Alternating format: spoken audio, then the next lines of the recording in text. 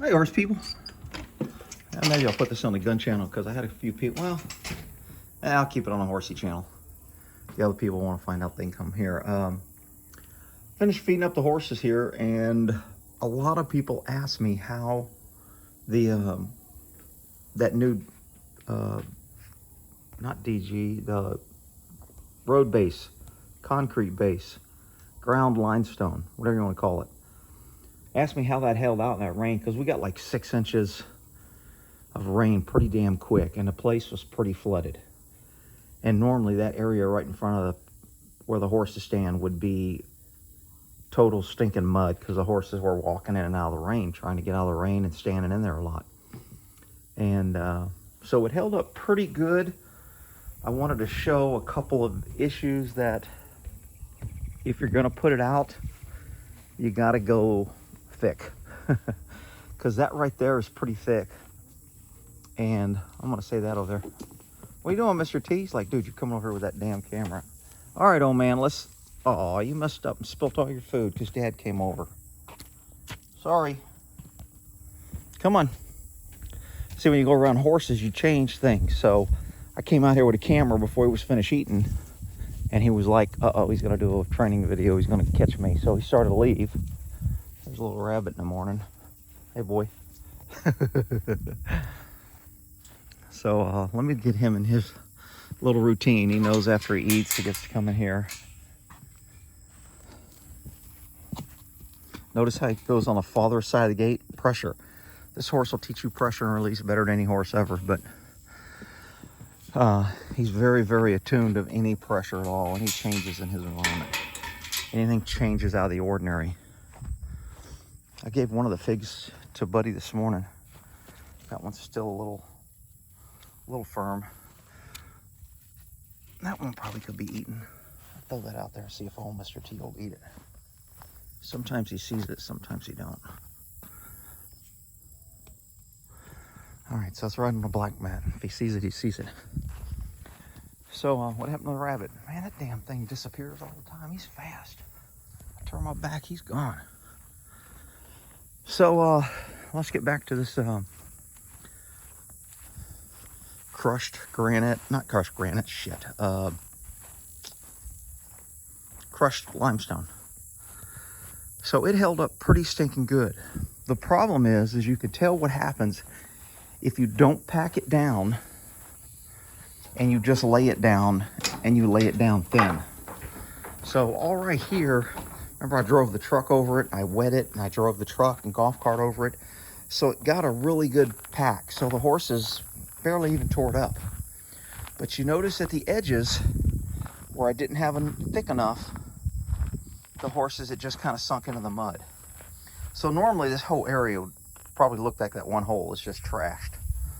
And now it's just a little trashed out here at the edges to where it's only maybe 2 or 3 inches deep, and it's still soaked down because there wasn't a base. Now if I put more over this would solid up too.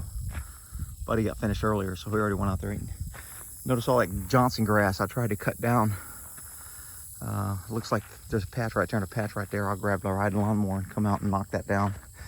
These poles I tried to show in another video, I stuck those out on purpose because they used to always, horses are like humans, they're kind of lazy, and they'll take the shortest path, the least resistance. So they would come out here and curve right here. So this area was always getting beat down and tromped and stomped. And I go, you know what? Because all the water runs off here and it gets soggy anyway and it turns into a mud pit, I put these 2 things that were just on a fence line. I got them in case I wanted to build another pole barn. They were cutting them down in the pasture. Me and my buddy went in some lot. And they've been out here for 5 years and I haven't used them. So I moved them here and I moved them over there. So this area makes the horses walk around it. They can step over it if they want to, but they won't. They'll go around it. So that's why that's sticking out. So if it looks odd to somebody, like, why the hell you got that sticking out there? It's there's a reason behind it. I want the horses to walk around where it's thick and solid and not wear a path right there. Because every time they go get a water, they come this way. If they come from the back pasture, they come this way. If they come from here, if they come out here, they'll take this path and they'll cut right here. Now they'll come around to the good part and walk in. So held up stinking great. I'm happy. Now somebody's probably going to say, Well, if that's always muddy, why isn't this muddy? Because this is a larger area. Remember, I'm funneling. Anytime you funnel horses through a gate or into a shelter, right at that funnel point, no matter where they approach, you get 10 times more steps because the horses go in and they go out, and they go in, they go out, and they go right there. But as you widen it out, they have more paths of entrance and exits, so they're not wearing out and stomping down. Now, this didn't fare as well. It wasn't quite as thick. I mean, obviously the thick part right here held up pretty good, but you can tell it wasn't packed down as good because I couldn't get the truck by the gate real good. So you can tell the hoof marks, and out here, this obviously wasn't packed good because there's deep divots. But over time, you know, I can come out here with my truck now that it's kind of dry, and I'll drive over this and it'll flatten and pack it. And I'll do that while it's still damp. You can tell the color just you know, difference. So while it's still damp, I want to get heavy weight on here and pack it. But I can't drive the truck out unless it's dry enough, but it's dry enough now. And of course, this where all the grass was, I knew that wouldn't hold.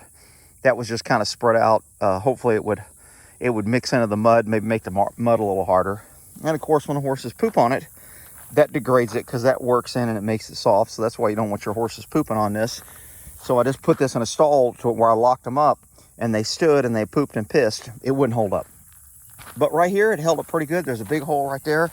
I'm thinking one of the horses come running through here. So I will probably, matter of fact, I'll go do that right now before I forget and get on another project. It's cooling down out here, so I can get a few more things done. So I'll open this gate a little more so I can drive this truck through. And I will pack all this down. Now, packing it with leaves and stuff, it's like diluting it. It's like putting in a filler because the leaves will decay and break down. So that'll take away the strength. So you want to pack it normally when it's clean. I guess if I came out with a blower or a broom and I swept all the top off, it would be a little bit better. It's not that bad. I'm not going to worry about it. Like I said, this is more of a trial. I wanted to see if it worked. So far, I'm happy it did work. And I'm okay with it. I just get a damn ant on me. Damn ants are pissing me off. All right, so the horses are going out there after they eat their breakfast. They usually go back out to the little tree canopy, their tree cabana out there, their oasis in the Texas sun. And I'll bring the truck out here and drive. I like probably just drive the truck right through here, but I'll go. This would be easier to just drive the truck right through here, but I don't really want to make. I don't want to make pat downs right here and make a path with the truck because I can't drive the truck everywhere. I'll end up packing this. And this held up okay because there's not a lot of traffic. Of course, the water soaked in. You can tell it got all damp here. This would be a great time to pack that, but I can't drive anything that close. I think Moki found this spot over here and probably use it as a little poop pile because there's a little mound there. So, anyway, oh, there's a little rabbit. I'll put you some food over by your little house, boy.